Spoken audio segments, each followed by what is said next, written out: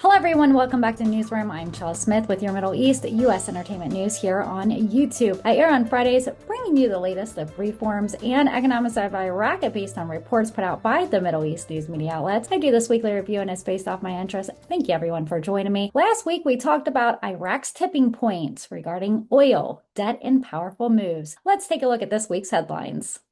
The KDP leader Mauser Barzani's office announced that Baghdad has been given a final opportunity to resolve the Kurdistan regional salary crisis. The federal government had withheld public sector payments since May, citing overspending by the KRG. Over 12,000 civil servants remained unpaid. A resolution is expected soon following discussions between Baghdad and Erbil, emphasizing dialogue and public welfare. Now, what do I think about this? Investors watching Iraq's internal stability should track how salaries disputes affect markets' confidence in the Kurdistan region, especially in banking, trade logistics, and cross-border investments. Next on the list, we have Iraq's joining the TIR. Iraq is now applying for international TIR systems at all boarding crossings, easing freight movement and improving custom efficiency. The General Authority of Customs with the IRU launched the system to leverage Iraq's geographic position between Europe and the Middle East. This integrates with the larger development road project, boosting Iraq's status in global logistics. This could unlock Iraq's trade potentials and attract infrastructure investment. It is the green light for logistic firms and regional transport investors seeking new hubs in West Asia. Next, we have frozen billion abroad. Iraq holds $106.7 billion in foreign reserves, ranking third in the Arab world. Most of the funds are locked in U.S. banks and are controlled under strict international rules, limiting Iraq's ability to use them freely. Citizens face poverty and poor services, while the revenues remain inaccessible, raising question about sovereignty and real economic use. This signals both potential and risk. Iraq's currency stability looks solid on paper, but economic reforms and sovereignty spending powers remain restrained. Investors should remain cautious until liquidity access improves. U.S.-Iraq tensions. Iraqi Prime Minister al-Sudani met with the U.S. charge affairs aimed raising America pressure to curb Iranian-backed militias operating in Iraq. The U.S. has warned about destabilizing actors within Iraq's popular mobilization force. No deadlines were announced, but speculation rises that July could be decisive. Geopolitical risks may escalate, affecting foreign investment inflows and energy sector partnerships. Watch for political discussions that may shift security dynamics and stall joint projects. The value of Iraq's gold reserves rose by 5.62% in April, reaching over 22 trillion dinars compared to late 2020. That's a 45% increase combined with 98 billion in foreign currency reserves. Iraq's financial buffer continues to grow, driven by strong oil revenues and revised diversification. This strengthens Iraq's long-term economic security and enhances its ability to manage inflation or currency shocks. Gold reserve growth can also boost central bank credibility for bond markets and dinar stability.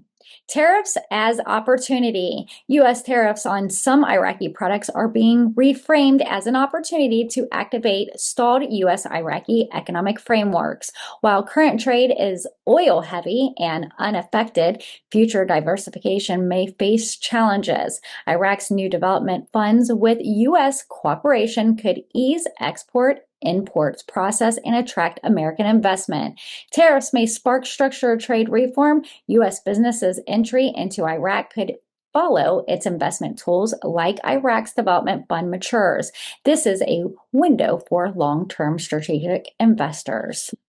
Kurdish unity push. The Kurdistan Democratic Party, the KDP, and the Patriotic Union of the Kurdistan PUK issues a joint statement agreeing to intensify efforts to secure unpaid salaries and resolve political disputes with Baghdad. The leaders emphasize constitutional coordinations, and unifying Kurdistan's political voices.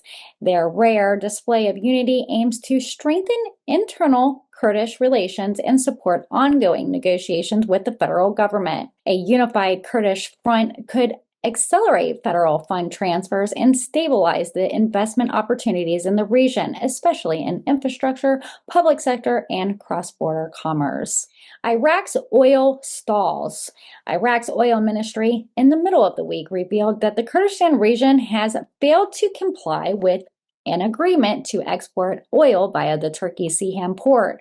Baghdad says all technical measures are in place, but Erbil has refused to cooperate with international monitors.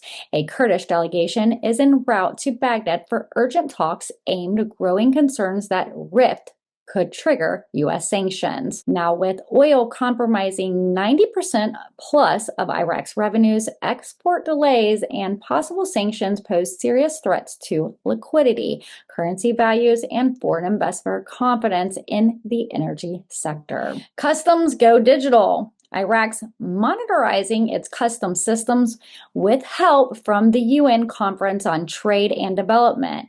The new automation project aims to streamline processes, enhance transparency, and improve infrastructure efficiency across Iraqi borders. Phase 1 is complete, with Phase 2 now underway. Now, these customs monitorization reduces corruption and improves export and import timelines, attractive indicators for trade partners and global investors looking to operate in Iraq. Banking sector strains. Iraq's private banking sector is under stress. Declining deposits, liquidity shortages, and failing market shares have prompted the central bank to reform and restructure struggling banks by 2026. Merging and transparencies are top strategies to restore stability without swift action. Some banks face collapse, threatening border economic confidence. Now, what does this mean? Banks' instability weakens capital markets and economic circulations. Reform progress is critical to restoring trust, stabilizing the dinar, and attracting both domestic and foreign capital. Delegation demands salary. A high-level Kurdish delegation arrived in Baghdad this week to push for long overdue salary payments. After 70-plus days without pay, over 1.5 Kurdistan regional employees remain unpaid. Baghdad pledges to release 1 month's salaries as the first step. Observers warn the crisis could destabilize the federal government if unresolved. Now, delays in the public salaries hurt consumer spending, business demands, and regional stability. An argument would restore confidence, official governance, and boost regional market performance. U.S. sanction threats. The Iraqi oil ministry faces scrutiny aimed at allegations of mismanagement and external interface. Lawmakers warn that the failure to enforce compliance may lead to U.S. sanctions, especially if oil-related institutions are found enabling fuel smuggling or armed group financing. Iraq's economic backbone could face disruption if penalties are imposed. Now, what does this mean? Any U.S. sanctions on Iraq's oil infrastructure would shake the dinar, threaten fiscal stability, and deter energy sector investments. Monitoring the situation is critical for all financial stakeholders. Bank merge plans. To stabilize the fragile banking sector, Iraq's central bank proposes voluntary merges for weak banks. These failing to act will be forced to merge.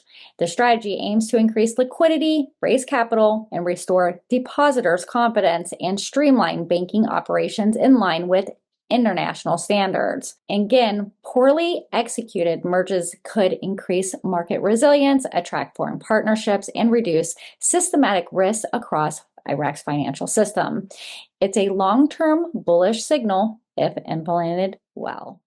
And you've been watching Newsroom Weekly Review. I'm Chella Smith with your Middle East U.S. entertainment news on reforms and economics of Iraq, bringing you all the latest Dinar news without having to keep up with all the different outlets. We're here on YouTube every Friday, so don't forget to subscribe and turn those notification bells on. If you like our content, give us a thumbs up. If you really enjoy our content, you can always see a super chat or a super thanks in the comment section below.